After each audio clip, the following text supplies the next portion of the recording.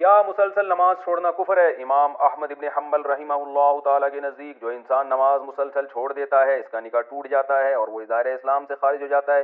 نیز ترمذی کی ایک حدیث ہے کہ مسلمان اور کافر میں فرق کرنے والی چیز نماز ہے، لیکن امام حنیفہ رحمہ اللہ تعالیٰ کے نزدیک ایسا نہیں ہے۔ تو ان حضرات کی کیا دلائل ہیں؟ کامران شیخ انڈیا سے، امام احمد بن حنبل کے نزدیک ہمیشہ نماز چھوڑنے والا کافر نہیں، بلکہ ایک نماز بھی بغیر کسی عذر کے جو شخص جان بوجھ کر چھوڑ دے گا وہ کافر ہو جائے گا۔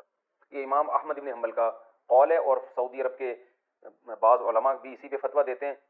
تو وہ کیونکہ فقہ حنبلی سعودی عرب میں رائج ہے، تو جیسے شیخ بن باز وغیرہ بھی اسی پہ فتویٰ دیتے تھے کہ ایک نماز بھی جان کر چھوڑ دی تو کافر بھی ہو جائے گا اور نکاح بھی ٹوٹ جائے گا، لیکن جمہور کا قول یہ نہیں ہے، اس لیے کہ یہ جو حدیثیں ہیں کہ ہمارے اور کفر کے درمیان جو چیز فرق کرتی ہے وہ نماز ہے، یہ مبالغہ پر مبنی ہے۔ جیسے آپ صلی اللہ علیہ وسلم نے فرمایا جو پڑوسی کا خیال نہ رکھے خود پیٹ بھر کے کھائے وہ مومن نہیں ہے، تو اس کا مطلب یہ ہے کہ مومن والے کام نہیں کر رہا، وہ صرف نام کا مومن ہے، حقیقت میں جو مومن کے جیسی صفات ہونی چاہیے وہ نہیں ہے۔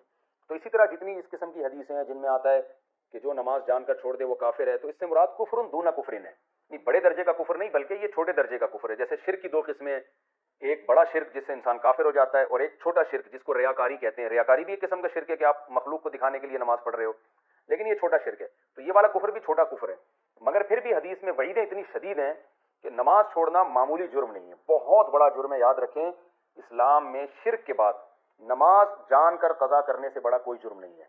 تو یہ دلائل دونوں طرف ہیں، جمہور کے دلائل زیادہ مضبوط ہیں کہ کافر نہیں ہوتا، کفر کے قریب پہنچ جاتا ہے۔